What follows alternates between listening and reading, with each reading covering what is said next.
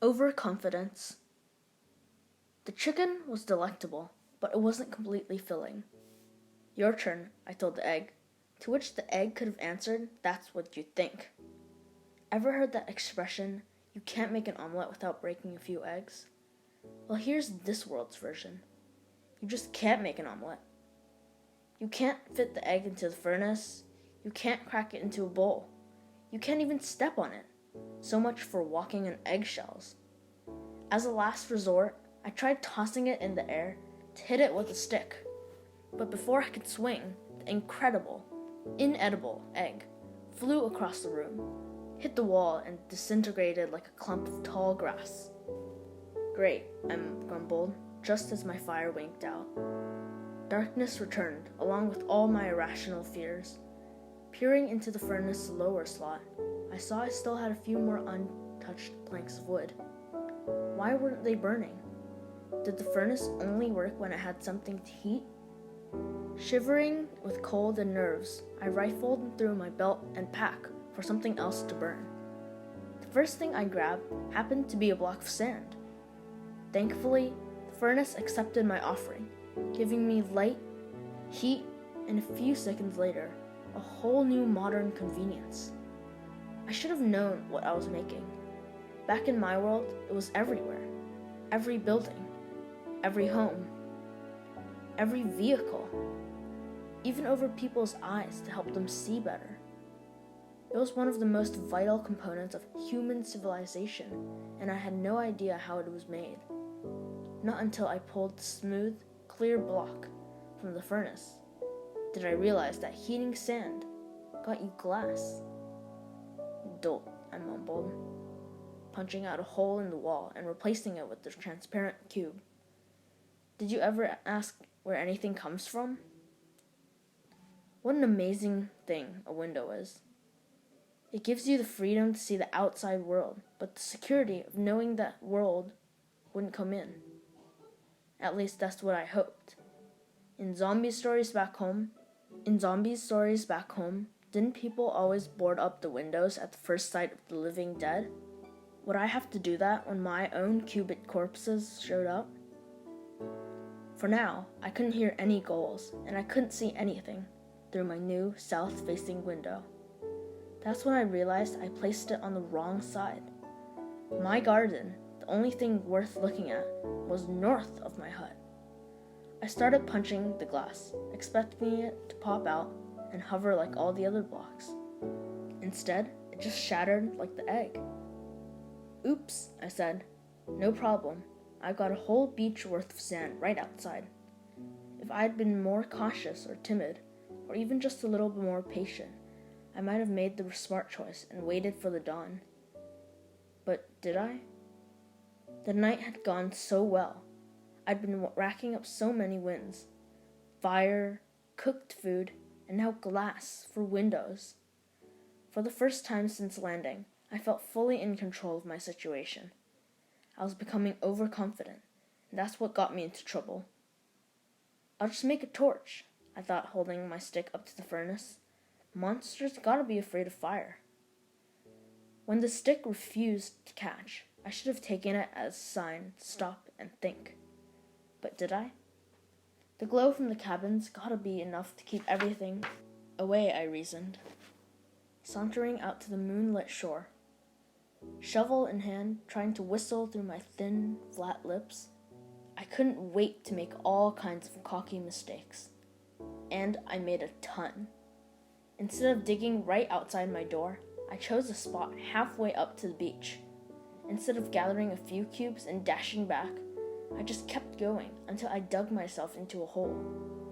Instead of keeping my eyes and ears open, long after the fire died in my cabin, I might add, I fantasized about all the cool things I could build with this glass.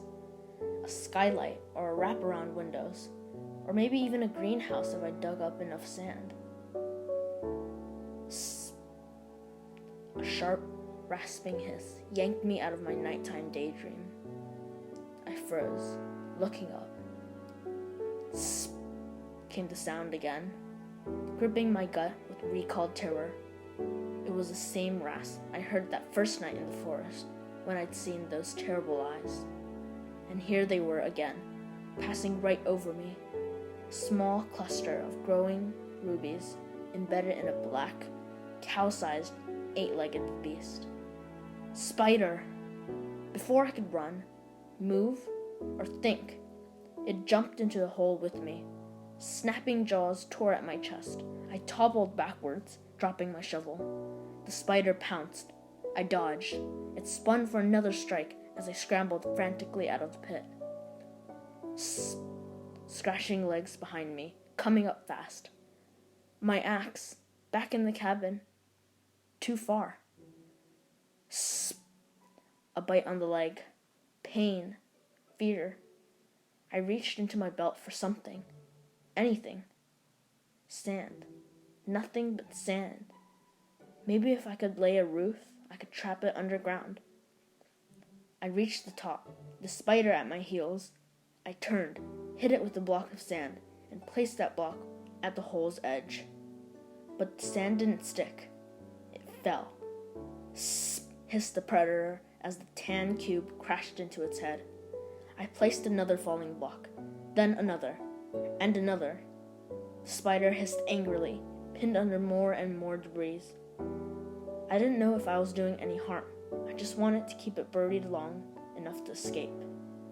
The spider rasped. I kept going. It flashed red. I kept going. The nightmare hunter gave one final, enraged hiss, then poofed away in a puff of white smoke. For a moment, I watched in disbelief, panting as my wounds healed. My stomach growled, and my brain absorbed a new realization. Too much confidence can be as dangerous as having none at all. Vibrating with adrenaline, I looked hastily around for more creatures. Nothing stirred on the beach, hill, or sea. I rushed back down into the pit to get my shovel, and on the way out, I felt something hop into my pack. I didn't know what it was till I'd gotten safely back to my cabin and thrown the remaining sand blocks into the fire. The spider had left me a going-away present, a short, sticky string of silk. I examined the strand for a few seconds, trying to think of some use for it, when the last plank in the furnace burned out. Ah, nuts, I griped, and reached into the storage chest for more wood. I noticed that there wasn't too many planks left, not compared to all the worthless saplings stored next to them. And then I hit on what I thought was a brilliant idea. I slid the dozen or so green mini-trees into the furnace, and they promptly blazed to life. Way to stretch your resources, I thought with a self-congratulatory smile. I thought I was being so clever. I had no idea I was creating nothing short of an environmental tragedy that would come back to haunt me later. That night, as the little green saplings crackled brightly, I couldn't have been more chuffed. Mission accomplished, I said, hoisting my stone-tipped pickaxe. The addition of light allowed me to start thinking about how I wanted the finished room to look. Given my height and the space I need for modern conveniences, crafting table, storage chest, and furnace, I imagined 7x7 block area with a raised ceiling for my hopping victory dances, and I felt like doing that dance tonight. My emotional roller coaster took another dive, however, when the furnace fizzled out after a little more than a minute. So soon, I grumbled, seeing all the saplings were all gone. There'd been so many, and they'd lasted maybe a third as long as wood. Good riddance, I thought, tossing in the rest of the planks. I can cut down more trees tomorrow, I thought. Right now, what I need is light. The key word here was need. I'd already started this evening with an overwhelming fear of the dark. But now, between this giant spider attack and my discovery of fire, I couldn't let the night back in. What happened next was nothing short of a race. Tense, sweaty frenzy to keep my shelter illuminated. At first, I thought I was doing all right, until the last of the sand melted into glass. Cobblestone, I thought, going back to the first material used to discover fire. I didn't care that the end result was the exact material I was now trying to clear away. It was the process that kept me warm and safe, but I'd only gotten back to work when the last of the planks died out. "More wood," I hissed, looking over at the hut's plank slab ceiling. Hastily walling off the bunker from the shack, I started chopping up the wood ladder's wooden roof. I tried not to think about what would happen if a creature found me so exposed. I needed more fuel, more light. What I really needed was to snap out of my funk and remember about the mantra of panic drowning thought, as well as the new one that applies to all the others. It's not wisdom that counts, but the wisdom under pressure. Stoking the furnace's bottom slot, I rushed to pick more cobblestone for the top. I had to keep the balance going. How much longer until dawn? The last plank fizzled. I tore through my pack for something to burn. I threw in the trapdoors, regular doors, that thin, flat pressure plate thing. Even the little push button that didn't last more than a few seconds. Then I started burning my tools. Just the wooden ones, I promised. I don't need them anyways. But once they were gone, I turned on the stone version. I went the shovel, then the hoe, and finally the axe, all fed to the waning flames and my ever-growing mania. Ironically, it was the mania that kept me throwing in the last two wooden items I had. A couple of standard sticks. Since my cracked, worn, stone-tipped pickaxe looked about ready to break, I thought I might need to make another one to collect more cobblestone for the furnace. Whichever goes first, I thought, hammering at the bunker's black wall. If the flames go first, I'll use the sticks. If the pickaxe snaps, then... The fire died. The darkness returned. But in that final second of fading light, the last block of stone flew from the wall. I thought I could see something different behind it. Were black spots embedded in its face? Blindly picking away, I heard the crack of a successful strike. But instead of the new rock flying into my pack, I got a small, hard, black lump. It didn't feel familiar, not like the sense memory of that first dirt block I smelled. This was more distant, like I'd heard of the substance without even seeing it up close. Wasn't there a natural resource that my people had been pulling out of the ground for centuries? Hadn't it been controversial, dirty, and dangerous, but also plentiful and cheap? Not oil. Oil was a liquid. This might be... Coal? I asked the lump. Are you coal? I placed it in the furnace's lower slot and stood back as it flared right up. Coal or not, I said with a grin, I'll take it. By its guiding light, I rushed over to the original mining point and found an identical black flecked block. Picking out the nodule, I hurried back to the furnace. I didn't have to. The first coal fire kept burning, and burning, and burning. At this rate, it would last at least 5 times as long as normal would, and all on its own without me having to strike a match. That last thought gave me an idea to try and make another torch. Luckily, I still had those 2 sticks for making a backup pickaxe. I held one up to the furnace, just like I'd done earlier in the night. Hopefully, this brighter, hotter, coal-fueled blaze would be able to do what the milder wood couldn't. Just like before, the stick wouldn't catch. I'd run out of luck, but not ideas. Thinking about this world's rule of combining materials, I placed the stick in the center square of the crafting table and with the second lump of coal above it. Here we go, I chimed as 4 large match-shaped torches jumped into my hand. Let there be light.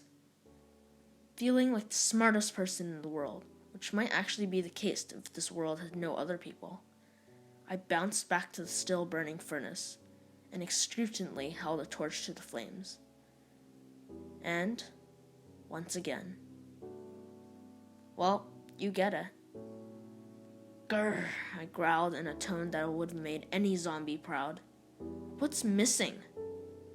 I knew the torch had to work eventually. This world wouldn't have let me made it otherwise. Would it? I just had to find the missing part of the equation, some kind of igniter I had not learned to craft. Or maybe it's not that I need a new device, I said, remembering my experience with the hoe. Maybe it's how I'm using this one. I thought, given how fire worked in my world, that maybe I hadn't given the torch time to catch. Just like the sticks, I'd held it against the flame for a few more seconds. Maybe it needed a lot longer. I tried again to lean the coal-tipped cudgel against the furnace, and this time I counted a full 60 seconds. Maybe longer? I wondered, but saw that I was running out of time. The flames were dying. I couldn't have more than another minute. I'd have to use that precious light to try to dig more coal. Reaching for my pickaxe, I decided, just on the spur of the moment, to place the torch on the ground next to the furnace. Who knows, maybe that there was still a chance that the radiating heat would do the trick. Slim, I know, but it was better than sitting in my belt. The moment I set the torch down to the flickering firebox, it sparked into brilliance and incandescence. What? I sputtered, reaching for the smoky little flame. The torch went out the moment I grabbed it, then reignited when I set it back down. How? I asked incredulously, picking it up and sticking it to a wall, which caused it to spark again. How could a torch spontaneously combust when set down and then switch on and off like a flashlight? The only answer I had was sheer acceptance of the fact that just because the rules don't make sense to me doesn't mean that they don't make sense. And this time, I couldn't have been more happy about it. Not only did these torches work anywhere I set them, not only did they extinguish the moment I put them away, not only did I have to worry about burning myself because they gave off no heat. By far, their most welcome, spectacular, completely non-essential trait was the ability to burn forever. You heard me. Forever. Forget physics. Forget logic. Forever. Long after the furnace went cold, I watched them continue to keep my bunker as bright as day. Now this, I thought with nothing short of awe, is something I'm pretty sure even my own world doesn't have. It might have seemed that easy back home, just flicking on a light switch and going about your business. But flicking that switch meant a power plant somewhere was using some kind of stored fuel. Even the renewable energy, I remember hearing about a natural source, a sunlight or wind or waves. Not here, not with these. Yes, I needed more coal to make torches, but once I did, they'd burn as long as the stars. No more darkness, I sang, no more night. Doing my victory dance, I hopped and spun around my hideout. No more darkness, no more night, no more terror, no more I stopped at the bunker's door, blinking, as the daylight now shined through. Ha! I chuckled happily, realizing that my night-long battle had lasted well into the day. I stepped out into the walled courtyard of my half-demolished shack, looking first at where my wooden door used to be, before I burned it in my craze. I squinted up in the rising sun.